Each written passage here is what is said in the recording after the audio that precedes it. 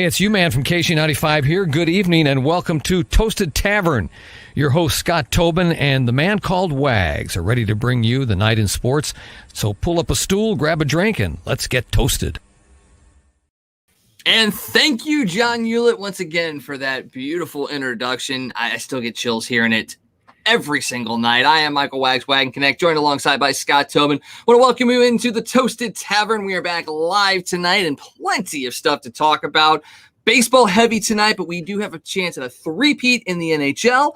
We got game one of the NBA Finals that happened just recently, as well as many, many other things going on in the world of sports tonight. But first, Scott, how you doing tonight? It's good to see you and good to be back. Yeah, man, it's good to be back. I'm a little bit tired. I'm burning the candle at both ends these next couple of weeks, but doing okay. And like you said, it brings a smile to my face every time we hear that John Hewlett intro, that smooth voice. Just hearing him say our names is a fun thing. It sure is. And like I said, just gives you chills. It's awesome. We cannot thank him enough for what he did. All right, let's get into it because, like I said, lots of stuff to talk about tonight. MLB heavy for sure. We're going to start off with the Cardinals because, you know, it's our team. We've got to talk about the Cardinals. They're in action tonight against San Francisco, looking for the sweep. Already up 1-0 on a Nolan Arenado RBI double, driving in Paul Goldschmidt. Johan Oviedo is on the mound tonight. We'll talk a little bit about what's going on in this game as it progresses because we're watching it live, which is awesome. But let's talk about the last couple of days because we were kind of at the end of our rope a couple days ago over the weekend, but now we're in San Francisco and we're like, oh, okay, all of a sudden we're bouncing back. We're playing against the first place team and we're winning. What is that all about? So just give me a quick update on where the Cardinals are at right now as we approach the All-Star break, because it's not where we thought it was a couple days ago, and it may not be where we think they are in a few days as well when we play the Cubs. Yeah, it's kind of been up and down, but they've definitely been in a rhythm the last couple of days. And, it starts with their starting pitching. We've seen their starting pitching really kind of turn things around the last 2 weeks, honestly. It's taken a little while for their offense to catch up, but they're scoring some runs the last couple of days, and hopefully they can keep it going, although the fact that Mike Maddox is out talking to Johan Oviedo already in the first inning, not the greatest sign in the world. Yeah, already 2-1 in the bottom of the first. It looks like a couple of walks back-to-back, and he's already in trouble. But we did see him pitch well in his last outing, which was a bit of a sign of encouragement because we thought he was going to get rocked, honestly, in Colorado. And he ended up pitching pretty well. He may not be major league ready right now, but you can start to see maybe steps towards that ultimate outcome. And we were talking before we went on with the Carlos Martinez injury now, the ligament damage and him being out for an extended period of time. This is a really, really important start for Johan Oviedo. It really is. I mean, you've got to figure out, you're basically talking about two spots in your rotation that are huge questions right now. Like you said, if people didn't hear, what we thought was just a bruised thumb and no big deal for Carlos. He had continuing pain. Tried to play catch today, couldn't do it. They did more x-rays, and apparently he has torn ligaments in his thumb and is going to miss substantial time, probably the rest of the season, or at least the rest of the regular season. So that's a big blow. So, yeah, you've got to get Oviedo to kind of settle down, and that's just not a good start as he just gave up a base hit. Giants have the bases loaded in the first inning.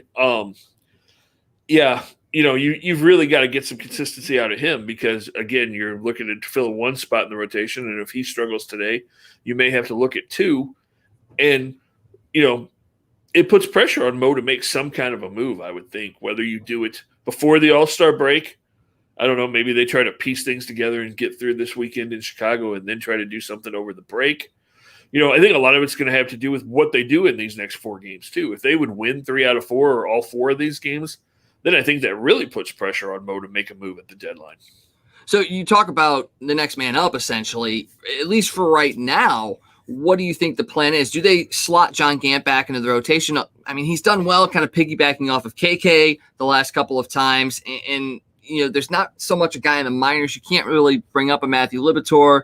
He had a rough outing last night in Memphis, like you told me. He was good in 4 starts before that, but he kind of struggled. Do we see him come up maybe just for a spot start in Chicago? But I don't know if you really want to open up your career against the Cubs. You bring up a Zach Thompson. What do you end up doing for that spot? Or do you do a bullpen game and maybe extend Alex Reyes out a little bit, even though he is going to the All-Star game, get him a chance to get those innings?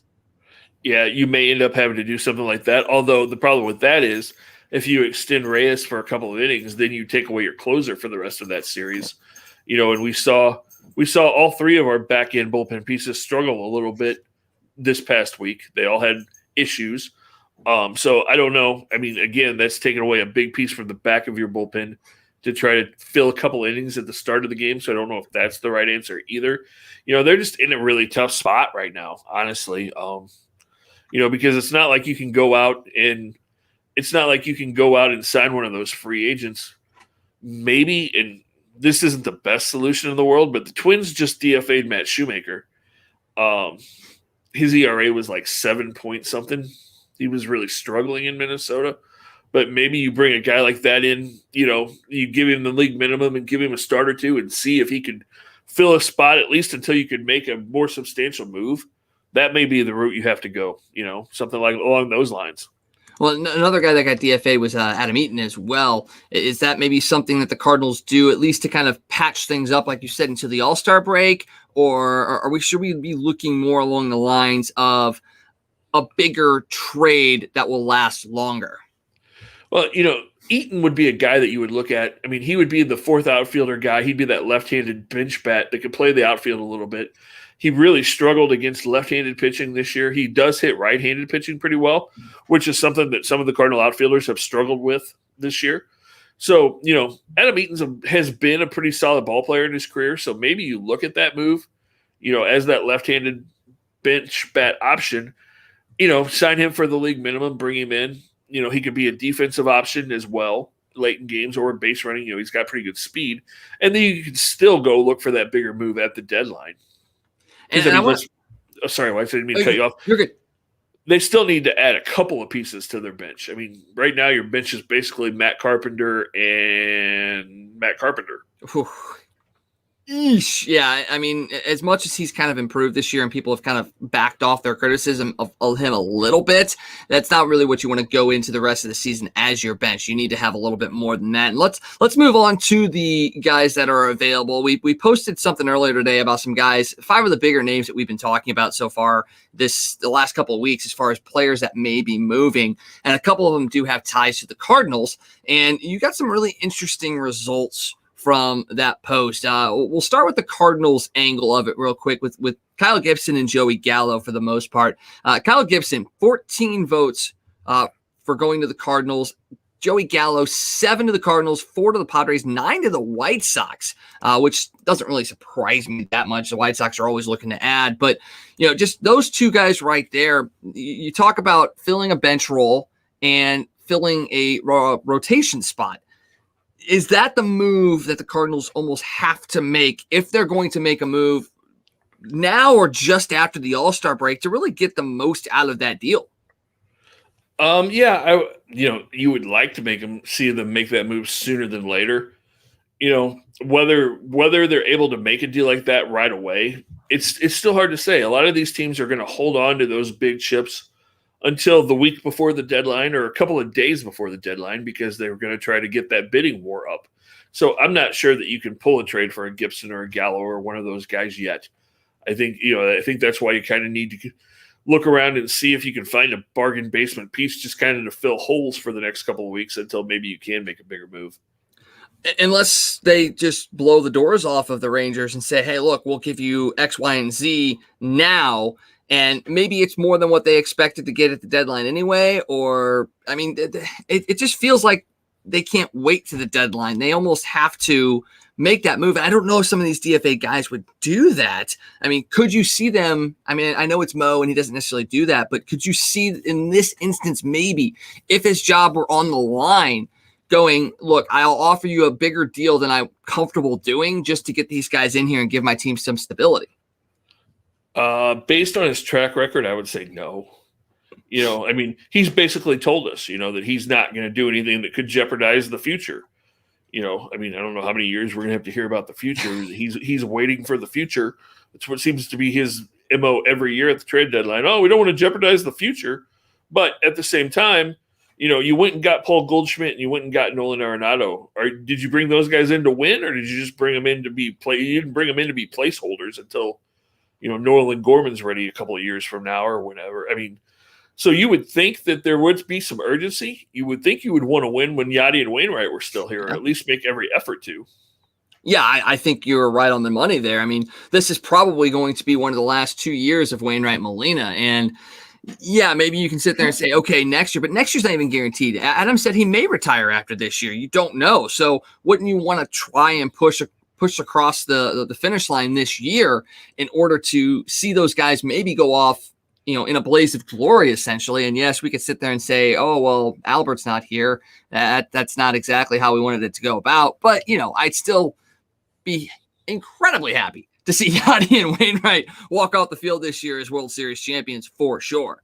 Oh, yeah. If they have to do it without Albert, I could live with that as long as they get that opportunity.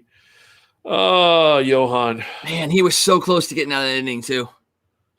He just hit a batter to drive in a run with the bases loaded. He had gotten a strikeout and a pop-up to third base to almost get out of the bases loaded, no out jam. We'll see if he's able to hold on and keep this just a tie game. But also a pretty good job of Kisner there keeping that near the plate, because I'm not sure on the dead ball situation as far as if a runner could advance if that ball got away, but that possibly saved a run as well. Yeah, it was a nice play, although I'm not sure that Kisner did a whole lot. I think it kind of came up and got him in the butt. But sometimes you got to be better lucky to be good than good. That is very true. Very true. A couple of the other guys that we had put out there, Trevor Story, Jose Barrios, and Chris Bryant as well. Trevor Story looks like the White Sox are the leading candidate potentially for his services, as our poll had them getting 7 votes for Trevor Story. The Barrios, 5 to the Cardinals, 4 to the Brewers, and 4 to the A's were what people thought there. And we were talking before the show about this as well. Milwaukee has one of the lowest batting averages of any team in baseball right now, and yet they're sitting there in first place. Seeing as how that Trevor Story and Jose Barrios are guys that are on their radar potentially, if they make that move to get one or both of those guys, the Cardinals have to do something to match that, don't they? They would have to, yeah. If Milwaukee got one of those guys, the Cardinals would have to make a move, and it would have to be one of the other big guys. It would have to be a Kyle Gibson or a Joey Gallo or something along those lines to kind of offset that. But it'll be interesting because it seems like every year at the trade deadline, everybody's like, oh, man, Milwaukee needs that one more pitching piece. They need to get that one more pitcher. They do that, they'll win. And every year they disappoint everybody. So let's hope this is another year where they disappoint everybody except Cardinal fans and don't make that move. Very, very true. And another team that's disappointing their fans right now and could do that even more are the Chicago Cubs. And Chris Bryant is one of those guys that's been rumored to be on the block for the last couple of years. Based on our poll, the Nats and the Phils are 2 teams that he may go to if he is traded. And with the Cubs just cratering in the last week and a half, going from first place to about 9 games out, just sorry, Cubs fans. Seriously, sorry. We thought we were going through a rough time. You guys are going through an even rougher time. But do you see Chris Bryant getting moved? And if so, is it to Washington or Philadelphia, or is there a wild card team out there as Johan Oviedo gets out of that jam with just the 1 run allowed? Hopefully that's a good sign of things to come this rest of this game. Yeah, I think there's a really good chance that Bryant gets moved. If the Nationals are still in the race, I can see that being a place. That's been a place that he's been linked to multiple times in the past. And then the Philly connection with his buddy Bryce Harper, we know the 2 of them have wanted to play together for a while. So I can see either one of those teams being involved. A scary team that you would want to watch out for potentially is the Dodgers. That could be a team, is the way they like to move people around, and we know that Bryant can play about 5 different positions. I could see the Dodgers being in play for a guy like Chris Bryant. And speaking of the Dodgers, you look at the stuff that's going around with Trevor Bauer right now, and you shocked me a little bit today when you sent me a message basically saying it looked like the Dodgers may be done with Trevor Bauer, canceling bobbleheads and things like that. Do we really see this as being something that's possible, that they're going to try and get out from under this contract and move on from Trevor Bauer? Is that something that's plausible? I mean, we heard rumors today. Well, not just rumors. It's true. The Dodgers canceled Trevor Bauer bobblehead day, and then they removed all of his merchandise from their team store and their website. So that's a pretty big sign. And then Dave Roberts pretty much came out and said, he doesn't expect Trevor Bauer to be around when that 7-day suspension or leave of absence is up, that he doesn't think he'll be back with the team right away. So it does sound like the Dodgers are trying to distance themselves.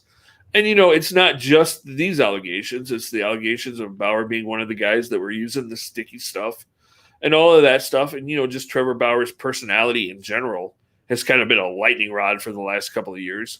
And maybe he's an issue in the clubhouse. We just don't know.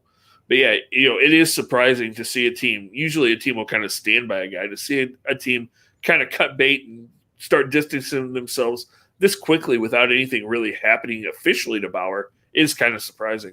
I mean, I get the point of why they probably cut bait as far as bobblehead and merchandise and stuff. You don't want to be seen as profiting off of somebody that may be guilty of sexual assault, and it'd be a bad look for the Dodgers to continue to profit essentially off that. Not that I would expect a ton of people to be buying Bauer merchandise right now, but just giving off that sign of, look, we're not going to make money off of this. We definitely are cognizant of how bad this looks, and we're not going to continue to, prop him up. Even if we're standing behind him, we're not going to do that. We're going to be, respectful of that and just pull everything from him. It may not necessarily be them totally cutting bait from him, but when you paid him the amount of money that you paid him and you find a way to maybe get out of that contract, especially if he's not going to be around as far as being available to pitch, I totally get that business side of the thing as well for the Dodgers. It's once again, it's just a really, really interesting case study. And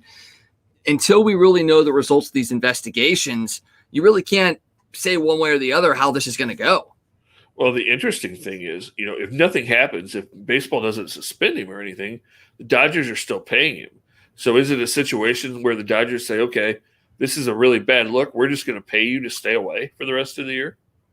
It's very possible. I would not doubt that at all, that would be what they would do. That's, I could see that being the case for sure. And once again, you don't want to profit off of somebody that is being put in a negative light, whether it's true or not. And once again, until the investigation is complete, we can't really make that judgment call. So at this point in time, that's what they're going to do. Let's jump back to some more trade talk, because I don't want to spend too much time on that. Aaron Judge potentially heading to Atlanta. What have you been hearing in that regards? I mean, this one really surprised me. I know there were some reports earlier in the week that the Yankees may be sellers, and then Steinbrenner came out and said, "Oh, probably not." But I mean, this isn't just Aaron Judge may come to the Braves. There's actually names linked to this. Braves prospects, a couple of their top pitching prospects, and their outfielder prospect, Christian Pache's names are all three tied to this trade. So it's something that has gotten far enough along the lines that their name's tied to it. And it'll be really interesting to watch. I mean, the Braves have missed Marcell Ozuna. They paid him all of that money, and then, he's gone away again with allegations of physical abuse. So, they could use Aaron Judge. Definitely. That would be a really interesting move if that happened, if the Yankees basically said, okay, we're packing it in and we're going to move really the face of the franchise at this point.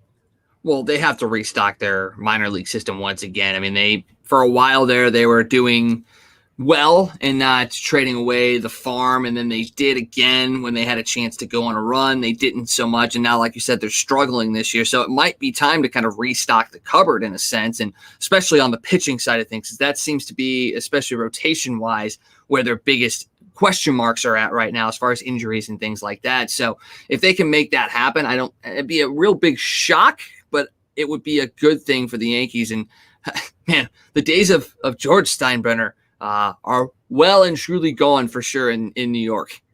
Yeah. And, like you said, the Yankees are in trouble. I mean, they're kind of facing, in some aspects, some of the same thing the Dodgers are, because Garrett Cole, since the whole inspecting pitchers things, ERA has gone through the roof. He's not looked good. As a matter of fact, he got booed off the field at Yankee Stadium his last start. So, that's a big investment that the Yankees are looking at going, when did we get a bad deal here? And, you were talking about them trading people. Another guy that was a star in New York, Luke Voit, his name is popping up all over the place, that the Yankees may either trade or release Luke Voit before the trade deadline. Do you still want him in St. Louis here, Cardinals fans? Again, though, I mean, it'd be nice, but where do you play him? The only place he plays is first base. And you got to remember, and I've said this to a lot of people, and people look at me, it's 330 feet to the right field wall at Busch Stadium. It's 314 feet to Yankee Stadium. So he's not going to hit for the power in St. Louis that he hit for in New York. Oh, not at all. And I think that's, like you said, that's what people need to get inside their head. It's not apples to apples when it comes to comparing where he plays. And if he's struggling, if they're struggling enough that they're going to release him and he's playing at Yankee Stadium with that porch over there, why do you think he's going to do better here? And yes, we've talked in the past about sometimes how a change of scenery can spark a guy. Maybe coming back home could spark a guy as well. But I just, once again, don't see that being the option, especially if his only place to play without the DH is first base. Yeah, you want to give Goldie a day off here and there, but you're not enough to bring him in. Now, if the salary's right and he can provide a left-handed pop off the bench, it may not be a bad idea, because we did already talk about DFAs possibly coming in like an Adam Eaton. That might be a left-handed bat that you could bring off that might do something. But I don't know if that's the case that the Cardinals are thinking. Yeah, I'm not sure. And I think Voit would probably want to go somewhere where he thought he had more of an opportunity to play every day. He's still young enough that his career, he should be able to rebound at some point, I would think. Oh, most definitely. Most definitely. All right, one more note from Major League Baseball as we kind of bounce back and forth between the Cardinals game and the Stanley Cup Finals. A note I saw today that kind of made me go, man, are we underestimating how good this guy can be? Shohei Ohtani hit his 32nd home run of the season. Okay, and that's, like, wow, 32 home runs in the first half of the season, pretty good. That's a pretty good pace right now. But the really amazing thing about it is that broke Hideki Matsui's record for home runs by a Japanese player in a season.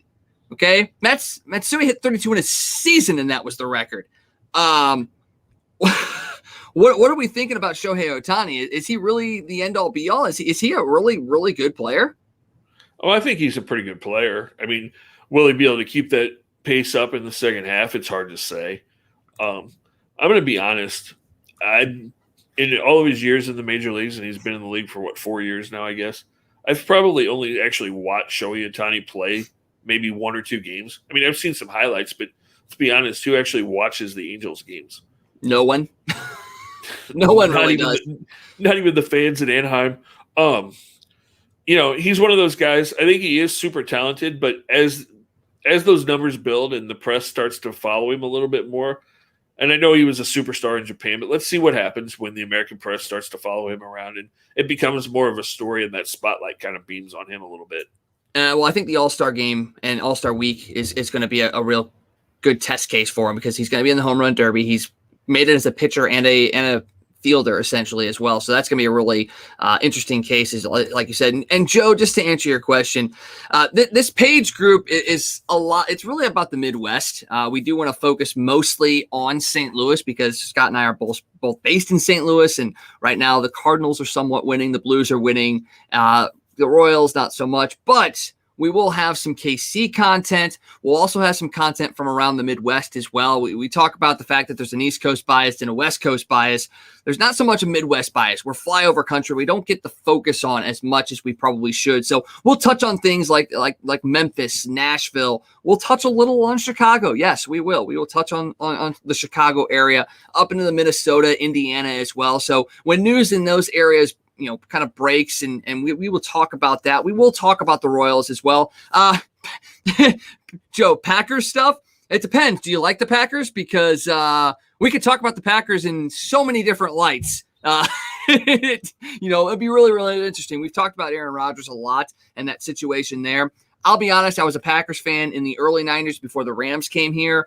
Now I'm more so leaning towards the Chiefs, and although I'm also following the Titans as well. So we will hit on all of that. So we will definitely follow the Packers for sure, especially with the Aaron Rodgers situation going on. So everything Midwest we will touch on, but like I said, the focus will stick a lot towards the St. Louis area with the Cardinals, the Blues, St. Louis City SC as well. But we will hit on everything in the Midwest when we see the news that drops on that. So speaking of the St. Louis Blues, we were going to jump right into the NHL Stanley Cup Finals, because Tampa Bay is getting ready to go on a potential three-peat for Pat Maroon. But about 20 minutes before we came on, some news dropped here in St. Louis about one of the Blues forwards, and we were kind of like, oh, thanks for the content. We appreciate it.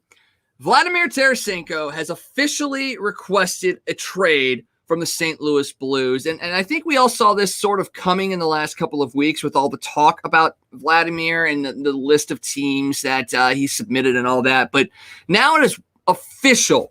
He wants to trade out of St. Louis, and we got to find out where he goes. And Rodney asked, where do you think Tarasenko goes? My personal take is I think the Blues would be smart to trade him to an Eastern Conference team, get him out of that conference, get him into a conference that maybe he actually might be a little bit more skilled to play in. And also, we only have to see him like twice a year unless we make the finals against the team that he's playing for. So my thought is I hope that they find a way to get him to the Eastern Conference. Now, Scott hit on a really interesting trade proposition last week with the New York Rangers that may land a St. Louisan back here in the Blue Note. We got to get this one out there, Scott. So lay us on this trade that you want to happen and that we need to push to happen. Well, everybody in St. Louis has been talking about Matthew Tkachuk, that they would love. That would be the big move that they would like to make. And while we'd love to bring the St. Louis kid back home, the Blues probably don't have enough prospects to send to Calgary or young players to make that trade happen without really kind of gutting their future. So my proposal is, why don't we make this a 3-team trade? We trade Tarasenko to the Rangers. We get him to the East.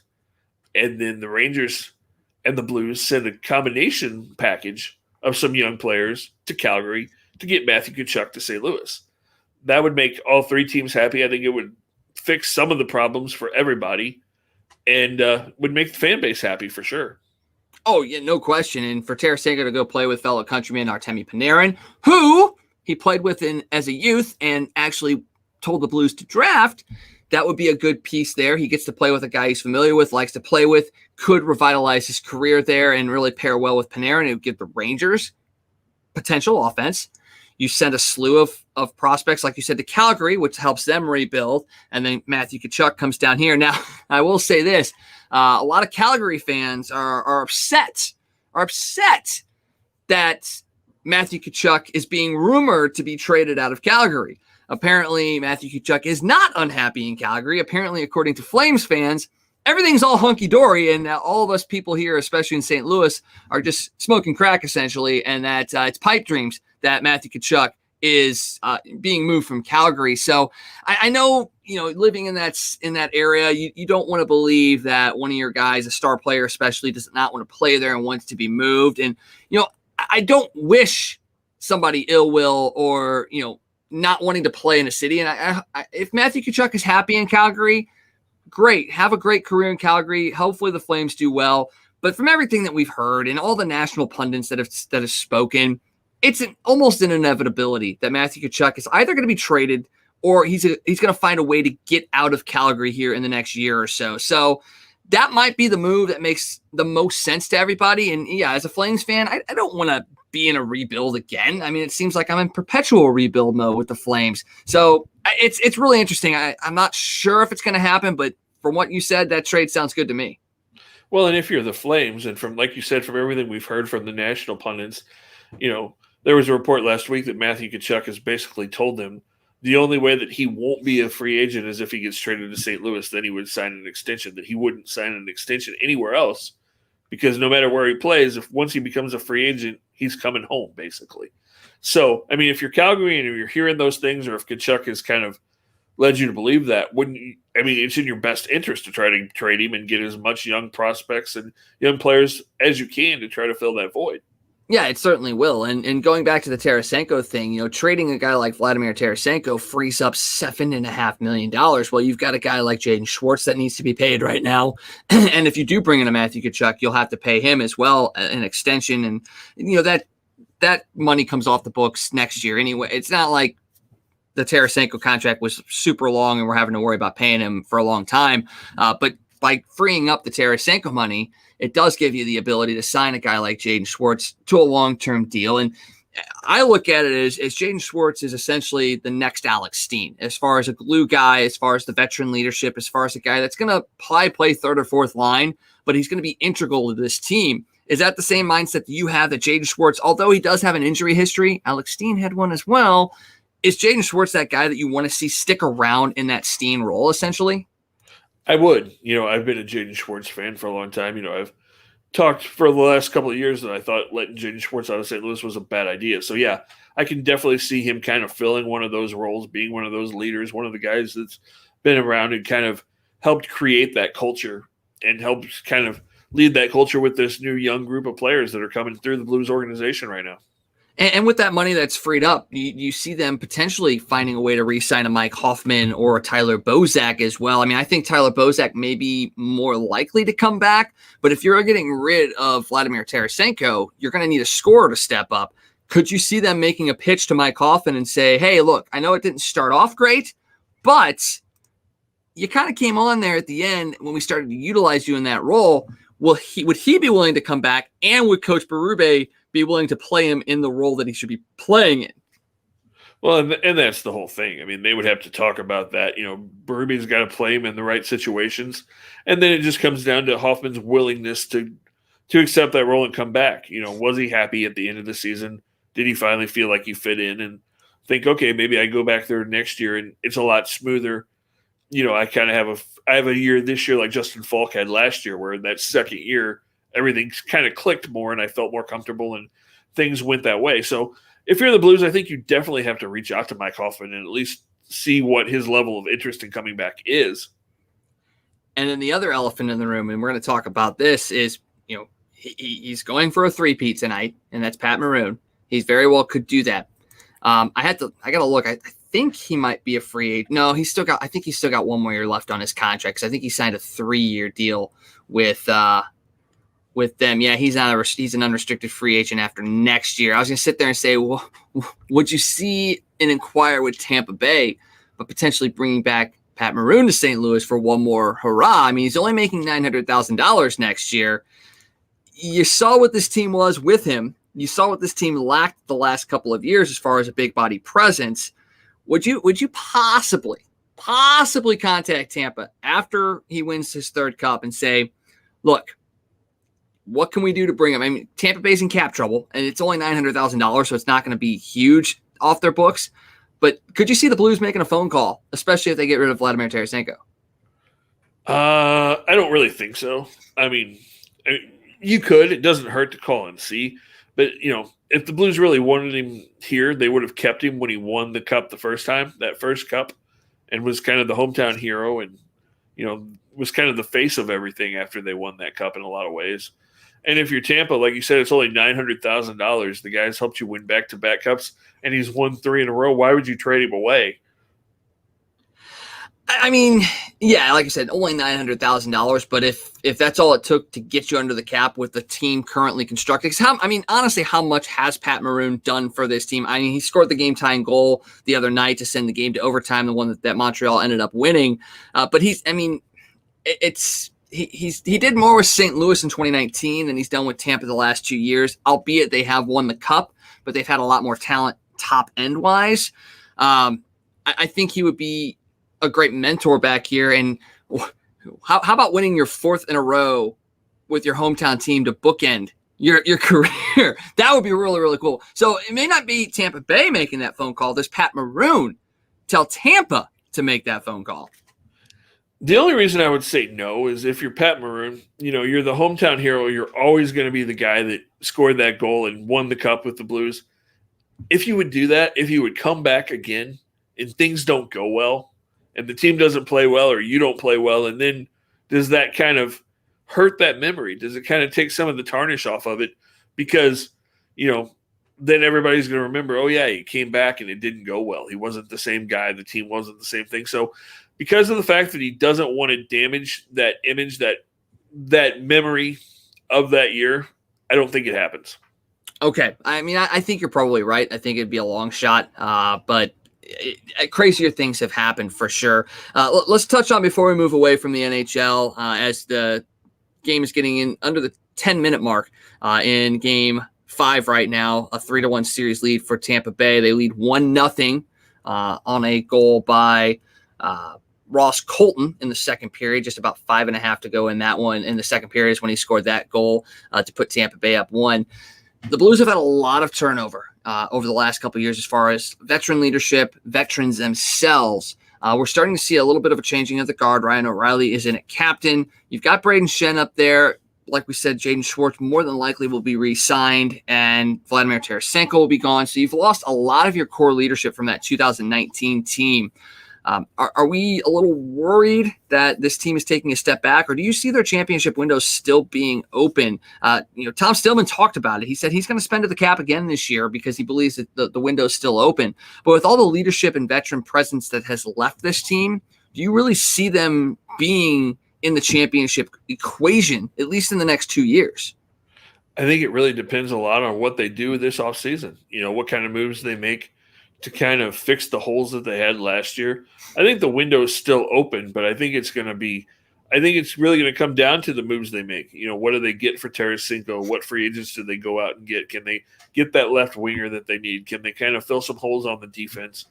It's going to be a big year for the offseason. And if they make a couple of big moves, then yeah, I think their window is still open. But, it is starting to close because you are seeing guys like O'Reilly and Shin and David Perron start to get a little bit older.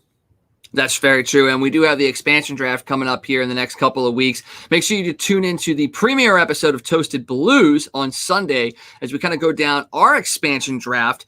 Each one of us, Mason, Tom, myself, we will break down everybody and every team that we think is going to be making a move at the expansion draft and really see who the Blues may be losing. My bet is Vince Dunn. A couple other guys maybe potentially in the mix. We thought Vladimir Tarasenko might be one of those, but it looks like he may not be eligible depending on the amount of playing time he had. So that might be another piece that he goes. But Seattle might be a team that you might be able to swing a deal for as well with Vladimir. Maybe you trade Tarasenko there to get them to take somebody else as well. So there's a lot of intricacies that go into that. So we'll be talking about that on Sunday. So make sure you join us at 6:30 on Toasted STL for Toasted Blues, premiere episode of that as well. About 9.5 to go in the third period. Tampa Bay once again a 1-0 lead, looking to go for the three-peat or for Pat Maroon tonight, back-to-back for Tampa Bay, but a three-peat for Pat Maroon. We'll see if that happens as well. Checking on the Cardinals game real quick, a 2-1 San Francisco lead. So, maybe not a sweep tonight for the Cardinals. Let's jump over to our overtime segment. We're going to talk a little bit about basketball and football because, yes, we are getting so close to football again. I cannot wait. But we're going to touch on the NBA first. You had game one of the NBA Finals last night between the Bucks and the Suns. The big surprise, Giannis was back in the lineup with a knee injury. He looked pretty good last night. 20 points, 17 boards in 35 minutes. Chris Middleton led the way for the Bucks with 29 points, but the Suns take game one. And Chris Paul had a hell of a game last night. 32 points, 9 assists in 37 minutes. The question is really right out there. Is Chris Paul going to be able to hold up in order to win the finals for the Suns? Because, he missed a couple games at the start of the Western Conference Finals that had to deal with COVID issues. He looks like he's back in form, but is he going to be able to hold up in a long potential series with the Bucks? That's going to be the big question because that's been kind of the nagging thing. Chris Paul's whole career is just injuries popping up at bad times in playoff runs. It happened to him quite a few times with the Clippers and at different points in his career. I think this is probably the year where he wills himself. He'll probably drag himself onto that court no matter what. In his 16th year, finally getting a shot to win this championship. So I think he's going to do everything he can to get out there and play. But you brought up a good point. Devin Booker's got to step up. He scored a decent amount of points last night, but he's not really shot good the last 3 or 4 games from the floor. So he's got to be a little bit more accurate. Just get his field goal percentage up a little bit. Get himself back into that 30-point range. 27 is nothing to sneeze at, but he needs to be in that 30, 32-point range, I think, for them really to have a good shot to win. Because if Giannis gets healthier with the supporting cast that he has in Milwaukee, this is going to be a tough series for Phoenix to win.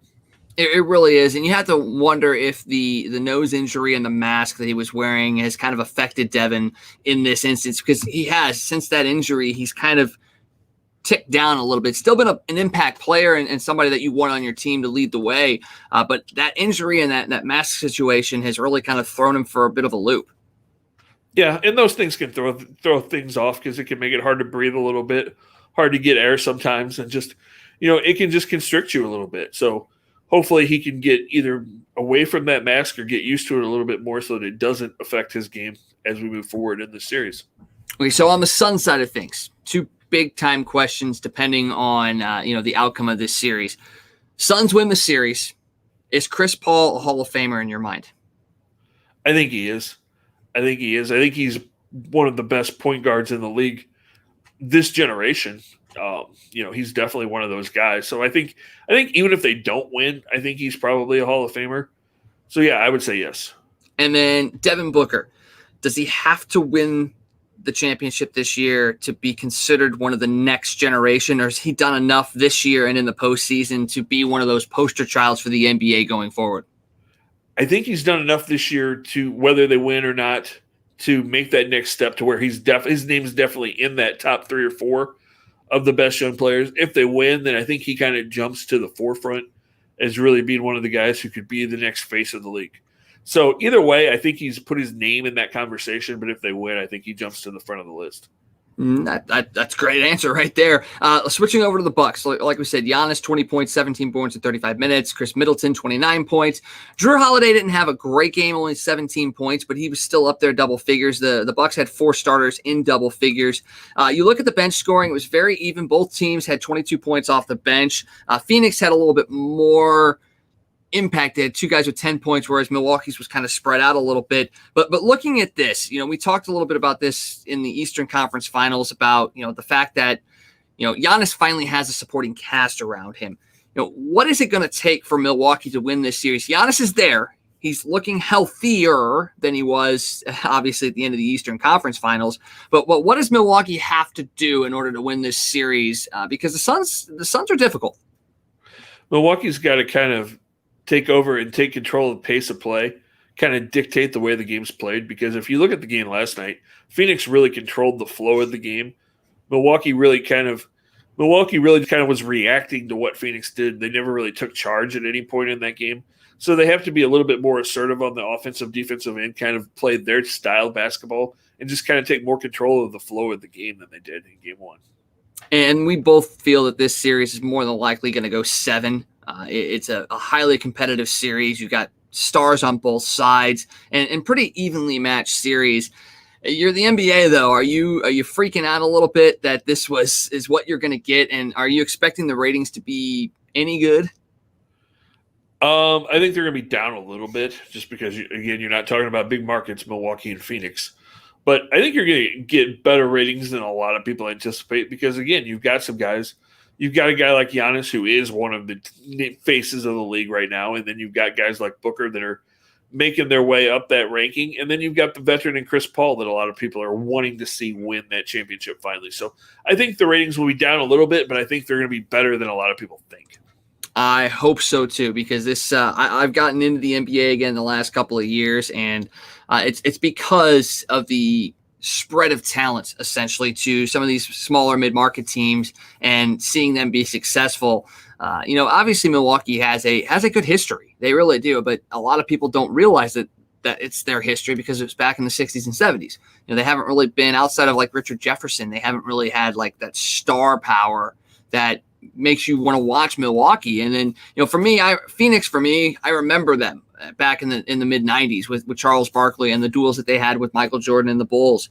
It's nice to see them back. And they even had back in the Steve Nash days as well. So it's not like Phoenix has kind of been off the radar. They've been there over the last couple of decades, but it's nice to see them back and competitive and have a chance at a championship because, you're not going to see much as far as like the Coyotes are concerned or the Diamondbacks. So maybe you got to get something down there in that Phoenix area.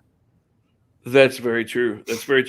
And like you said, Phoenix has had some fun teams to watch. Like you said, those Barkley, Kevin Johnson, Marley teams of the mid 90s. And then you had Steve Nash and Amari Stoudemire down there for a while. So, they've had guys and they've had fun teams to watch. They've just never been able to get over the hump. That's very true. And now, speaking of Arizona, I'm going to flip over to the NFL real quick because a Cardinal legend might be in the cards for the Kansas City Chiefs. The Chiefs are looking at a couple of free agents, and one of those is Larry Fitzgerald, the other one being former Ram Todd Gurley. So talk to me a little bit about what you've been hearing as far as the potential of Fitzgerald or Gurley moving over to the Chiefs and how that could just be insane video game numbers for the Chiefs this year. Well, we know that both of those guys are veteran guys, kind of moving towards the end of their careers, and especially Larry wants to win that championship. And I mean, it's still possible that Larry Fitzgerald retires. He's not committed to coming back this year, but Kansas City would be the perfect landing spot for him because he would be kind of a different piece to that offense. He would be more the short yardage, 5, 6, 7 yard, kind of the slant curl type receiver, possession receiver type guy that would take a little bit of pressure off of Travis Kelce, because then you have two of those guys working the middle, which may open up the outside even more for a guy like Tyreek Hill, if that's humanly possible. So yeah, I mean, Larry Fitzgerald fits in a lot of ways because he would bring another dynamic to their receiving game. And then Gurley, Kansas City's kind of shuffled in and out backup running backs the last couple of years, but he would be a nice fit to go behind Edwards-Helaire, who's kind of that joystick type running back, where Gurley is more the pounding type guy.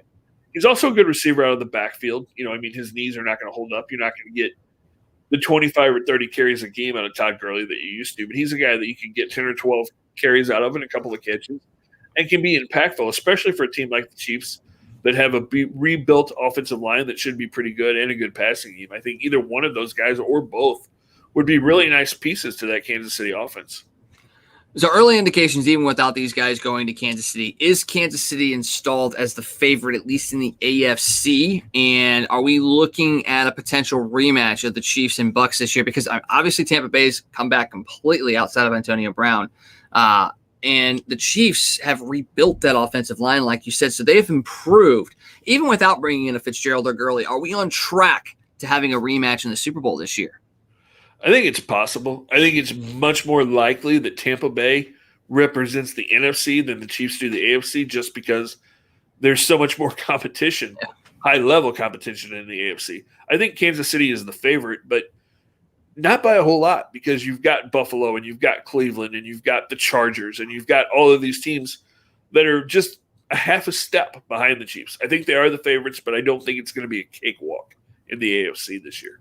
Well, you look at the Browns, they pushed Kansas City a lot. The Bills pushed Kansas City a lot last year, and those probably are going to be the two teams that will be the ones that Kansas City has to look out for. But you also, like you said, you cannot look at the teams and overlook the teams in the AFC West. The Chargers are going to be right there. Justin Herbert was great last year.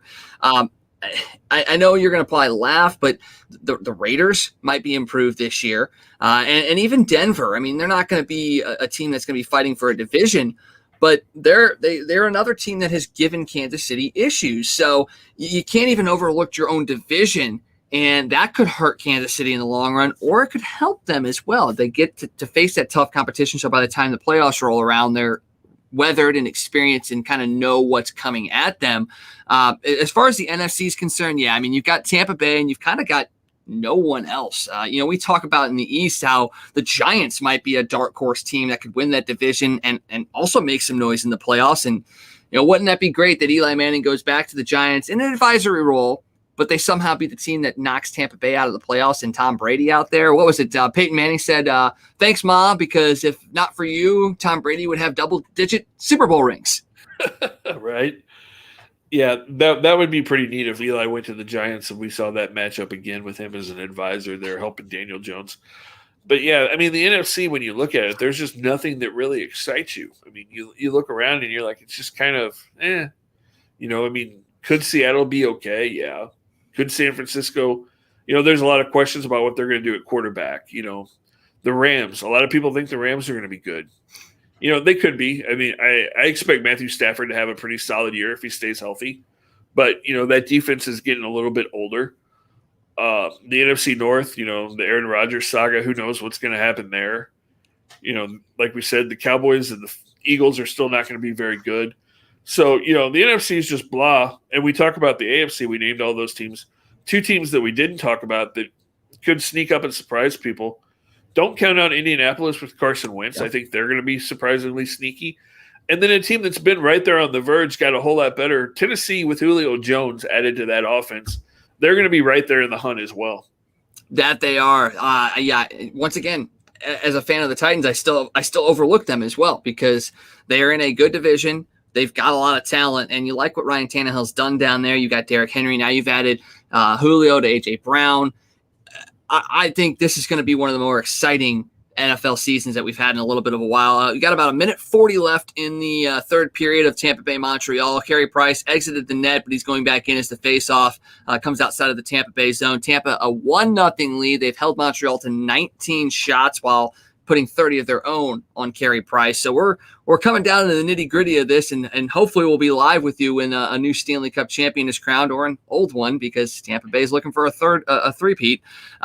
We'll see how that plays out. And as that counts down, we're going to jump over to some more NFL talk as well. The XFL was talking to the CFL about potential merging. And as of today, it comes down that the talks kind of have stalled a little bit, and the CFL is going to have their season start in August. They'll crown a champion by the end of the year and kind of go from there. The XFL was looking at a spring target date of 2022. Well, now that's being pushed back by a year to 2023, as it was announced today. So it's good to see the progression of the XFL. They're not rushing into things. Obviously, they're not trying to just string something out there and put it out, but they are taking their steps. It's a little disappointing that they weren't able to find some sort of common ground with the CFL, but the statement that kind of came out today made it sound like it's not a dead issue. It's not something that they're just walking completely away from. It's that at this point in time, with where the CFL is at, it's not feasible. But could we see a potential XFL-CFL merger in the future? And if not, what can we expect in the XFL in 2023? Yeah, I don't know. Most of the fans in Canada are not fond of the idea of that merger. They're really opposed to it. So, I mean, if a fan base for the whole league is against something, I don't know how positive you can feel about that merger happening. Yeah, I don't know what to expect from the XFL, because now like you said, you've pushed it back to 2023, and how much momentum does that still have when he comes back? I mean, that fan base, we know that the Battlehawks had a pretty passionate fan base, but when you go away for 2 or 3 years and then you come back, is that same fire still there? Do you still think, okay, here we go, we're going to start this again? Or in the back of your mind, is it one of those things where you're like, okay, The Rock's doing this. Is his heart really into it? Or is this going to be one of those things that, he's an actor and this is just kind of like Vince McMahon did when he started it. This is just kind of a side thing. And if it works, it works. It's not a big deal to him. So I think there's a lot of questions about the viability of the XFL still going forward. I think so too. And real quick, Tampa Bay has won the Stanley Cup for the second year in a row. Pat Maroon is a 3-time Stanley Cup champion, 3 straight for Pat Maroon. So congratulations to Tampa Bay and Pat Maroon on that championship. Look forward to the St. Louis celebration when he has his day with the Cup, because he'll actually get a chance to celebrate with the fans again, because last year, not so much. So congratulations to Tampa Bay. Let's go ahead and continue on with this talk with the XFL. And you talk about the fact that, is the popularity going to wane? St. Louis may be able to withstand that, but with everything going down as far as the lawsuits and the things going on with St. Louis and Los Angeles and the NFL, and the potential rumors of maybe an NFL team coming back to St. Louis, with 2023 being 2 years away, if in that time frame it's determined that St. Louis will get an expansion NFL team, does that kind of put the kibosh on the XFL? Because St. Louis and Seattle were like the 2 real big heavy markets. And yes, Seattle obviously has an NFL team and they still support the XFL. But if you're talking about an expansion NFL team having to coexist with an XFL team, do we even see the support for the Battlehawks, or do we see more support for the Battlehawks and maybe the expansion team not getting the love that they may deserve? I think St. Louis is a big enough sports town and a big enough football town that it would support both. The Battlehawks, like you said, probably, going to draw 20 or 25,000 people. If you get an expansion team, they're not going to sell out the Dome probably, but you're going to draw a big enough crowd that you'll still be one of the bigger fan bases in the XFL. And we know that if St. Louis would get an expansion team, as sports crazy and football crazy as this city truly is, it would be amazing. It would just be – it'd be something that NFL fans, while they say, oh, we don't want it back, 90% of those people in their hearts really do want football to come back. I agree. And bro, Tampa won. Yes, they did. And, hey, Mason, if you're listening, Tampa did not win in 4. So just to put that out there, you said they'd win in 4. They did not win in 4. They won in 5. So yeah, I mean, you were close, but Montreal got a game. I think Tom and I both said they were going to get at least one. So Mason, you were wrong, even though you probably were right. So we'll see how that plays out. Cardinals still trail 2-1 in San Francisco. Edmundo Sosa just flew out to center field. Going back to the NFL thing. I do think they'll support him. The big question mark will be the stadium. I mean, obviously, I don't think the Dome would be where the NFL team would play if they were to come here. But if that's the case, since you would have an NFL-ready stadium, would you have the Battlehawks play there? Or would you try to use that Dome experience, consolidate it like you were going to do for the XFL season, and let that be their building and the NFL team have their own stadium? I mean, how would that work out? Is that something that would be feasible, or would they want to try and keep it all together? Yeah, I don't know. That's an interesting question. The Dome is going to be there. So, I think if you get an expansion team, more than likely, they may play that first season in the Dome. The NFL may put some money into it to renovate the Dome. You play there for the first year while a new stadium is being built, potentially, depending on how far out, they give you that expansion team. I think the XFL would probably play in the Dome more than likely. And then hopefully maybe we get that riverfront retractable stadium, or I'm fine with the open air stadium on the riverfront. I know a lot of people were like, oh, it'll be cold, but man, that would be so cool to be down on that riverfront in December and January in St. Louis. I mean, Chicago plays in Soldier Field on the riverfront, and it's cold. And yes, I know that they're talking about moving away from Soldier Field. That's a whole nother story as that saga goes on. But they play there. Green Bay plays in the freaking tundra.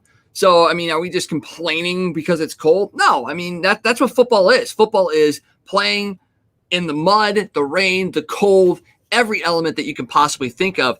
I would be the same way. I'd be fine with it. You bundle up, you drink a lot of adult beverages, you warm yourself up that way, and you have fun at a football game. Yeah, absolutely. The 2 coldest days of my life at a sporting event or anywhere are at football games. One of them was at Faurot Field on a day when it was 0. That was about as cold as I've ever been. The other one was at Old Municipal Stadium in Cleveland for a Browns game. I got to get out to a Browns game for sure, because especially with them on the rise.